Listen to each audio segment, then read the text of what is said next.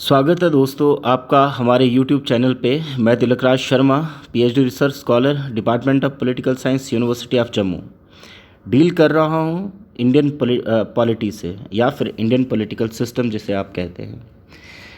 सबसे शुरुआत में हमने शुरू किया था कि कॉन्स्टिट्यूशन क्या होता है। जब हम कॉन्स्टिट्यूशन की बात करते हैं और पर्टिकुलरली इंडियन कॉन्स्टिट्यूशन की बात करते हैं, तो कॉन्स्टिट्यूशन को अगर हम डिफ़ाइन करें, जैसे मैंने अपने फर्स्ट लेक्चर में भी कहा है और उसका डिस्क्रिप्शन मैं इसके डिस्क्रिप्शन बॉक्स में दे दूंगा उसका लिंक, तो आप काइंडली उसे भी देखें। कॉन्स्टिट्यूशन क्या है? एक लीगल डॉक्यूमेंट है या एक डॉक्यूमेंट है जिसमें सर्टेन रूल्स एंड रेगुलेशंस लिखे गए हैं, जो एक कोडिफाइड हैं, जो कोडिफिकेशन की फॉर्म में वहाँ पर हैं, जो एक्चुअली में स्टेट और लोगों के बीच के रिलेशनशिप को गवर्न करते हैं। तो आई होप आपको समझ आया होगा। Now if we talk about the constitution again and how constitution being made, I put this picture for that. Now this is our first prime minister at the time of India's independence. I wrote the term 15 अगस्त 1947।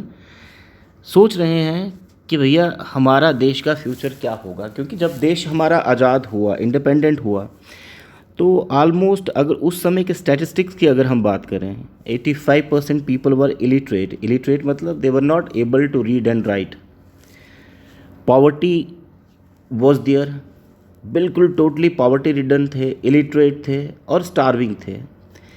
देश में कोई political stability नहीं थी, totally instable country थी। तो for that reason what is required to have a constitution of its own, which actually जो हमें एक रास्ता दिखाए कि फ्यूचर कोर्स ऑफ एक्शन हमारा कैसा होना चाहिए। क्योंकि जब देश हमारा आज़ाद होता है तो एक जो इंटरनेशनल कम्युनिटी, लोगों की एस्पिरेशन, जो हमारे अपने देश के लोगों की एस्पिरेशंस थी वो तो थी, लेकिन जो इंटरनेशनल कम्युनिटी थी वो भी हमारी तरफ देख रही थी। Even people like Roosevelt and many other, they said कि अब इंडिया अपनी आज़ादी को बचा नहीं पाएगा, क्योंकि हमारे देश के हालात ही बहुत ख़राब थे। लेकिन जो सैल्यूट है जिस एक्चुअली उन लोगों को जिनके लिए मैं ये वीडियो लेके आया हूँ, सैल्यूट है उन लोगों को, उन makers of the Indian constitution को या मेकर्स ऑफ मॉडर्न इंडिया को, जिन्होंने हमारे देश की ना केवल सॉवरनिटी, ना केवल इंडिपेंडेंस, ना केवल हमें उस स्टारवेशन से लेके आगे गए, बल्कि एक बहुत बड़ा रोल प्ले किया है हमारे इस आज के युग में, जिस भारत में हम रह रहे हैं उसको नया बनाने में। विदाउट वेस्टिंग एनी टाइम मैं चाहता हूँ आगे बढ़ूँ। ये कुछ फिगर्स हैं, आप इसको स्क्रीनशॉट लेके रखें। हालांकि मैं आगे जब working of the constituent assembly होगा उसमें मैं इन सभी को एक एक करके डिस्कस करूंगा, but still they are the very important facts. इसको प्लीज़ स्क्रीनशॉट ले लें। दूसरा, जो एमिनेंट पर्सनैलिटीज़ थी, जो प्रोमिनेंट लीडर थे उस टाइम के, first very important doctor Rajendra Prasad, then Javer bhai Vallabh भाई Patel, then Abul Kalam Azad, then T Krishnamachari, Jaipal Singh, HC Mukherjee ji, Durga bhai Deshmukh, Baldev Singh, Kanhaiyalal Maniklal Munshi, Bhimrao Ambedkar, Shyama Prasad Mukherjee, Jawaharlal Nehru, Sarojini Naidu, Somnath Lahiri and many more. There were total 299 people. So it's not possible for me actually to take all those people here, but अगर मैंने कोई important नाम भूल चुका हूँ तो आप प्लीज़ मेरे कमेंट बॉक्स में जाके लिखिए, मैं उसके ऊपर भी वीडियो बनाऊँगा, या आपको वहीं पर उनकी एक जो उनकी बायोग्राफी है या उनका सिनॉप्सिस है उसके ऊपर बताऊँगा। तो चलिए, सबसे पहले इम्पॉर्टेंट पर्सनैलिटी है डॉक्टर राजेंद्र प्रसाद। राजेंद्र प्रसाद फेमसली कॉल्ड बिहारी बाबू, तो ही वॉज फ्रॉम बिहार।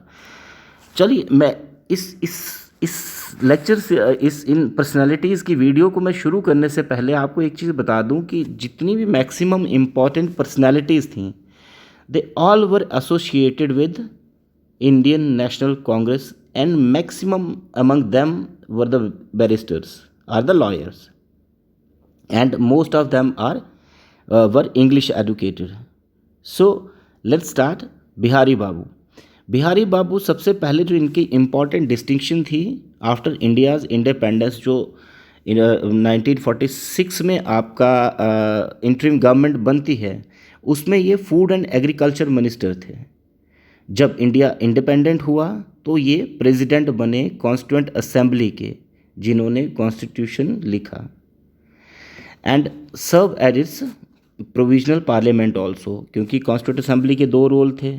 एक तो वो प्रोविजनल पार्लियामेंट तो थी, उसके साथ साथ कॉन्स्टिट्यूंट असेंबली भी थी, जो इंडियन इंडिपेंडेंस एक्ट के अंदर आया था। So when India became independence in 1950, अब देखिए, Prasad was elected as the first president by the Constituent Assembly, and when election happened, जब जनरल इलेक्शन 1951 में हुआ, तो he again became the first elected prime minister of the Republic of India. Okay, so he is having a distinction of first president appointed for second term also 1957। Then Vallabh bhai Jhaver भाई पटेल। वल्लभ भाई पटेल के बारे में जितना कहा जाए उतना कम है। इनको बहुत से टाइटल्स दिए गए हैं, लाइक फॉर एग्जांपल इनको सरदार कहा गया, इनको आयरन मैन कहा गया, या फिर इनको ग्रैंड ओल्ड मैन भी कहा गया within the Congress system in the later period. So Vallabh भाई पटेल, मैंने आपको कहा, ग्रेट कांग्रेसी and the follower of Mahatma Gandhi, barrister, returned from England, and a constant activist during the independence movement. इनकी जो पार्टिसिपेशन है नॉन वायलेंट सत्याग्रह में या फिर इंडियन इंडिपेंडेंस मूवमेंट में, सबसे इम्पॉर्टेंट है खेड़ा सत्याग्रह, बोरसद सत्याग्रह और बारडोली सत्याग्रह।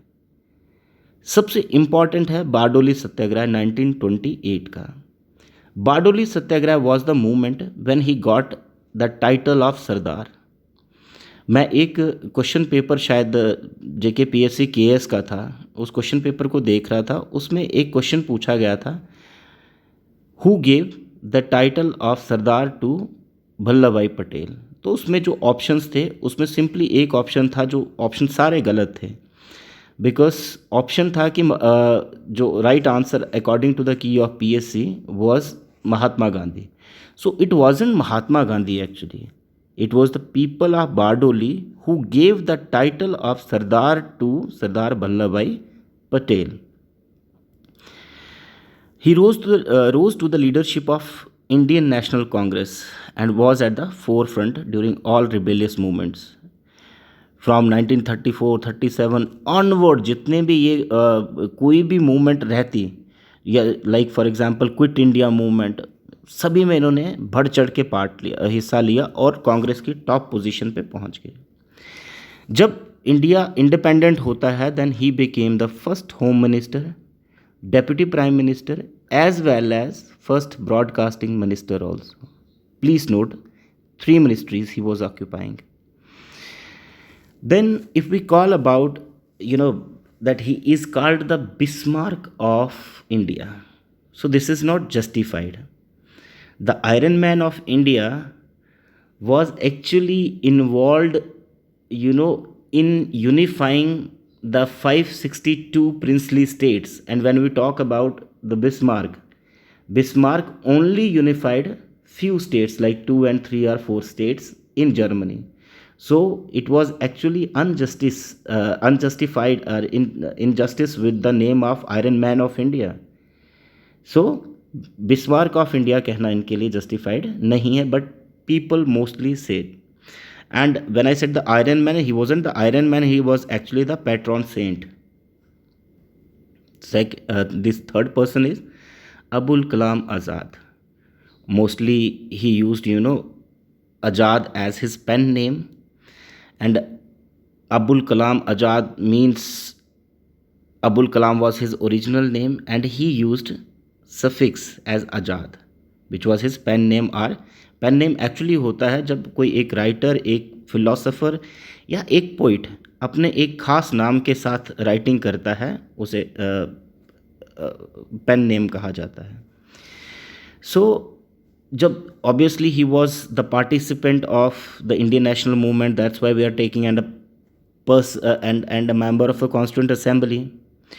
After independence, he became the first education minister please note down, first education minister, and in 1992 posthumously, मतलब मरने के बाद इनको भारत रत्न दिया गया। बहुत लेट मिला, लेकिन जो एक थ्योरी है इनके लेट भारत रत्न मिलने के बाद, because he actually refused to accept Bharat Ratna. Why he refused? Because he said कि जब गवर्नमेंट जिन लोगों की गवर्नमेंट होती है, वही गवर्नमेंट उसी कमेटी के मेंबर नहीं हो सकते जो भारत रत्न जिनको मिलना चाहिए। तो these are just theories and other things, but he got Bharat Ratna in 1992। तो इन्हीं के नाम पे नेशनल एजुकेशन डे भी मनाया जाता है। तो आपको ये पता करना है नेशनल एजुकेशन डे कब मनाया जाता है। Prolific writer and poet of Urdu language, Persian भी लिखते थे, follows religion and philosophy, participated in Indian nationalism and Indian national movement, and the leader of Khilafat movement, a follower of Mahatma Gandhi. जितनी तारीफ उतनी कम। Rowlatt act, Swadeshi movement, Swaraj, self rule India, जितनी भी movement है सब में इन्होंने इक्वली पार्टिसिपेट किया। प्लीज़ इसके स्क्रीनशॉट आप रख लीजिए, बहुत इंपॉर्टेंट इन्फॉर्मेशन है। Then T Krishnamachari, popularly known as TTK, बहुत इंपॉर्टेंट नाम है। ही वॉज एन इकोनॉमिस्ट, और सबसे पहले the founding member of NCAER, national council of applied economic research. He was the member of what? The planning commission. Graduated from Madras Christian college, became the visiting professor also eight MCC। अब TTK की अगर हम बात करें, TTK की, सो जब ये basically drafting committee के मेंबर थे। आपने उसमें जब भी हम ड्राफ्टिंग कमेटी की बात करते हैं, जिन्होंने कॉन्स्टिट्यूशन को ड्राफ्ट किया, या फिर उस जिसके हेड की अगर हम बात करें, headed by the great, none other than the great doctor Baba Saheb Bhimrao Ambedkar, उसमें कृष्णमचारी एक मेंबर थे। अब इनका जो पॉलिटिकल करियर है, इनके ऊपर सबसे पहले जो इंडियन पॉलिटिकल सिस्टम में आप करप्शन की बात करते हैं तो इनके ऊपर चार्जेस लगे थे, and he resigned from the ministry when he was the Indian finance minister because of his involvement in a scam which wasn't proved any time, but on moral ground he resigned. Then Jaipal Singh का नाम कैसे याद रखना है? That he was a great leader of Adivasi people, जिनको आप tribal कहते हैं। It means if he is a member of the constituent assembly which made the constitution and put some schedules governing with the administration and the control of the tribal areas, like for example schedule 5th and 6th. So the credit of those schedule goes to Jaipal Singh, and his dream of having a separate land for Adivasi became true when in November 15, 2000, Jharkhand became the state. He popularly known as Marang Ghomke, ये भी याद रखिएगा, मरंग गोपके।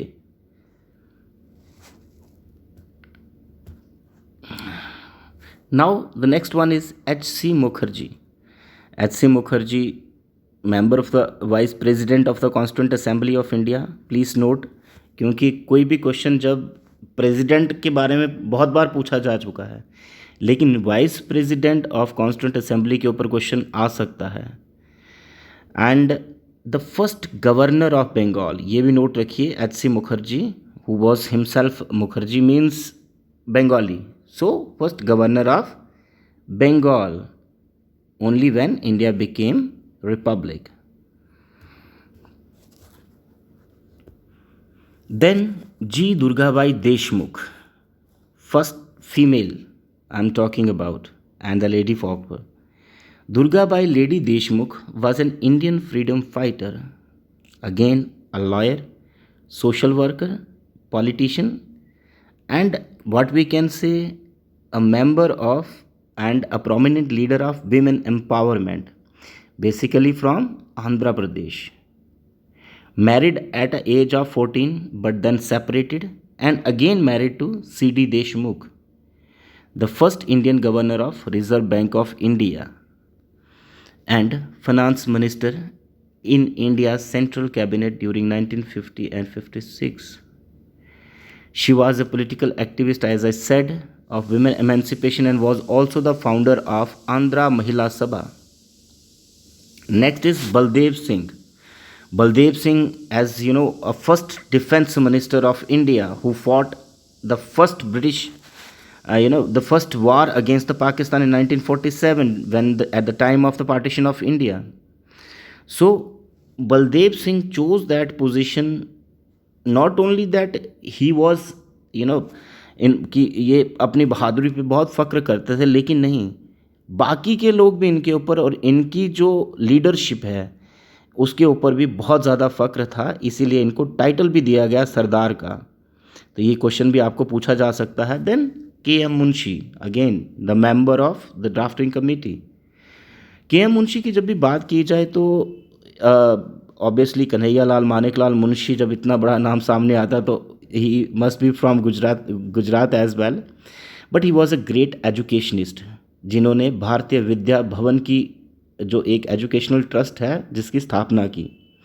Gujarati literature में बहुत बड़ा नाम है, और again he was a lawyer by profession. Then none other than Bhimrao Ramji Ambedkar, who is called as the father of Indian Constitution and the main architect of the Indian Constitution. दोस्तों, अगर मैं इनके नाम के साथ आपको एक जुड़ी हुई एक कहानी सुनाऊं, Ambedkar, I was sitting with a prominent worker who was associated with Ambedkar Study and the Ambedkar Study Center. तो मैं जब उनके साथ बैठा था तो उन्होंने मुझे एक चीज़ बड़ी खुलासे में कही। उन्होंने कहा कि आज तक दुनिया नहीं जानती है कि Ambedkar wrote the draft of the Indian constitution in 1939 itself. दूसरी बात है, जब सर्च कमेटी फॉर एक्सपर्ट्स के लिए कॉन्स्टिट्यूंट असेंबली के कुछ मेंबर्स इंग्लैंड गए, वहाँ पर एक पॉलिटिकल साइंटिस्ट थे, पॉलिटिकल फिलोसोफर थे लास्की। उनके पास जब पहुँचते हैं लोग तो उनको उनके आगे बात करते हैं that we are going to have the constitution of India, तो क्या please suggest us some that which way we should proceed and what we are suppose to do. तो then they said why you came here and what you are doing here, you have a great educationist, a great intellectual at your country only, in your country only, go and meet the Bhimrao Ambedkar. Even Gandhi ji said कि जब constitution of free India बनाना होगा तो अंबेडकर जी को आप constituent assembly में ज़रूर लेना। तो then he became the member of the Constituent Assembly and wrote the constitution and prepare the draft which was a very tough task. Dalit activist, women activist and a labour activist. So जब independent India की government बनती है तो he became the first law minister and then resigned from the law ministry in 1956। He was doctorate from Columbia University and the London School of economics. सो आप समझ सकते हैं कितने इंटेलेक्चुअल और इंटेलिजेंट इंसान थे। अब इनके पॉलिटिकल या एजुकेशन करियर की जब हम बात करते हैं तो इकोनॉमिस्ट हैं, प्रोफेसर हैं, लॉयर हैं, है ना, but he was converted to Buddhism in 1956 and he even gave call to convert to Buddhism to all, to all the untouchables. But before his call, I think before a month, he died and his death became a conspiracy. But in 1990, he was awarded as the highest award of India, a civilian award, that's Bharat Ratna. Then next is Shyama Prasad Mukherjee. Shyama Prasad Mukherjee was a congressman, but when with his क्या कहें इनकी जो controversy Jawaharlal Nehru ji के साथ हुई है ना, जो ये तो सबसे पहले minister of industry and supply थे, बट इनकी जो कंट्रोवर्सी कांग्रेस लीडरशिप के साथ थी, उस टाइम पे इन्होंने रिज़ाइन करके कांग्रेस से और गवर्नमेंट को छोड़ के इन्होंने भारतीय जनसंघ की स्थापना की और इनकी डेथ कश्मीर में हुई and he was leading the movement, एक प्रधान, एक विधान और एक संविधान, सब कुछ इसका जो आज भारत आरएसएस का स्लोगन है, बीजेपी का स्लोगन है, तो was given by him only. Then next person is Jawaharlal Nehru.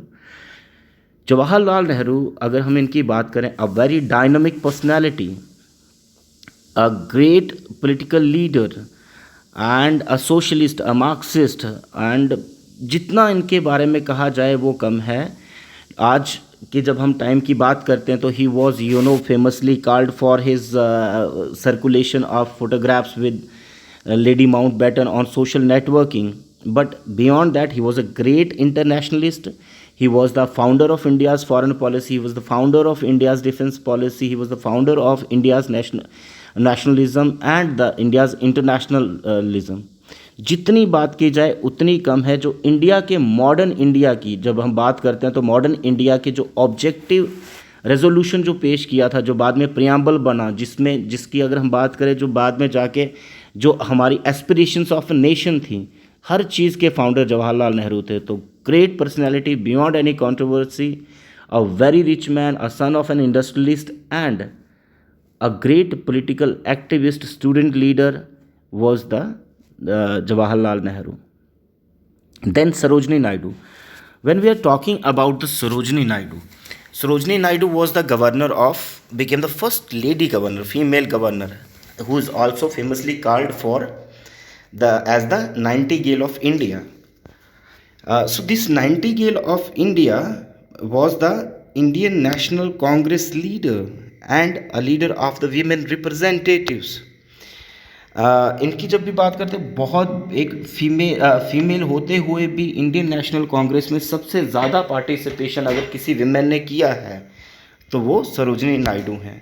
तो आप प्लीज़, मेरी रिक्वेस्ट रहेगी, इनके ऊपर एक सिनॉप्सिस बनाएं और ज़्यादा इनकी लाइफ हिस्ट्री के ऊपर आप एक्सप्लोर करें.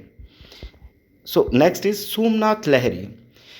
सोमनाथ लहरी जी का एक्चुअली मुझे फ़ोटोग्राफ जो है वो मिल नहीं पाया, otherwise I am seeking apology for this also. But he was from Communist Party of India and as a communist he was the member of the Constituent Assembly also. So जब सोमनाथ लहरी की हम बात करते हैं और कम्युनिस्ट की बात करते हैं तो ऑब्वियसली इनिशियल इंडिया में बंगाल और केरला के अंदर कम्युनिस्ट प्रेजेंस थी.